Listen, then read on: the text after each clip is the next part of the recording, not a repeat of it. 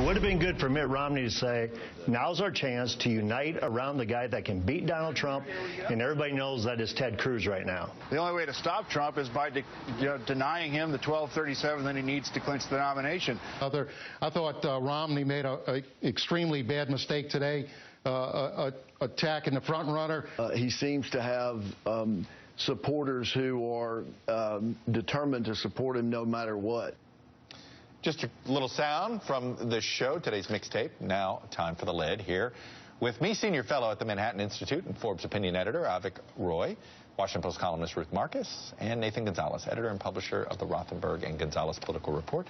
Avik, let me start with you. You had done some work with Rubio. You no longer are associated officially with the campaign. Right. I assume you're still supportive. Yes.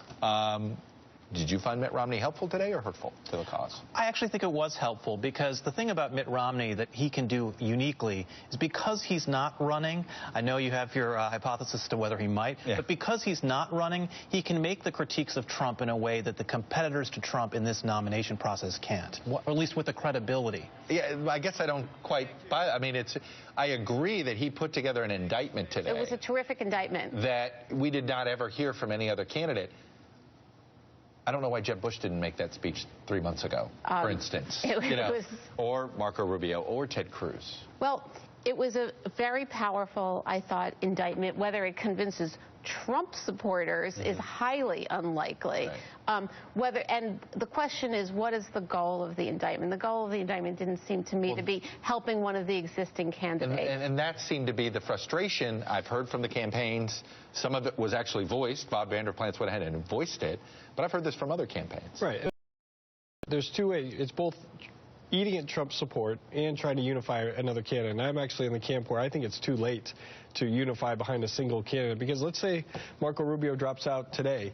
I mean, his vote isn't going to singularly go no, I think everybody is back in the other direction, realizing I think everyone has to stay in, win their home states, and non-aggression pacts. Somehow, I mean, the convention strategy is the goal is the convention strategy, and sort of allowing Trump to be at least theoretically stopped at the convention, and then raising the question of who, to which I think there was an obvious implicit answer today from the person giving the speech. To me, though, this is, I've been thinking about this, talking with others.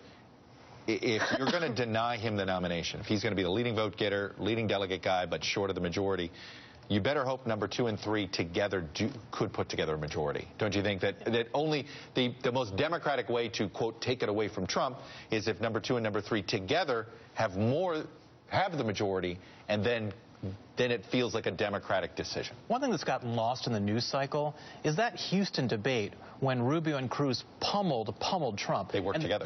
The next day, it would have been all about that, except for the Chris Christie endorsement. Wow. So the question after tonight is, because they will obviously attack him again, will there be something else up Trump's sleeve to address the news cycle of Trump being criticized again? That's what front-running campaigns do. I mean, to me, that was a very smooth move. And if there's one thing that we've learned in this campaign is that there is always something up Trump's sleeve. But there was movement in the polls, right? So if you look at the polls a week before Houston and the polls of Super Tuesday say Trump underperformed, and so the question is, if they continue to attack, now that they're finally attacking him, does it actually make a difference as we get into March 5th and March 15th? But as you heard, Nathan, Governor Hutchinson seemed to imply it's going to be a different Rubio, a little bit different. It's not going to be the schoolyard kid. Yeah. Because I think that had an on Rubio. Right. I think for Rubio supporters, it's Rubio, stay who you are and not try to get into, if you try to play Trump at Trump's game. I get why they tried that, though. I get why they tried, because nothing else had stuck.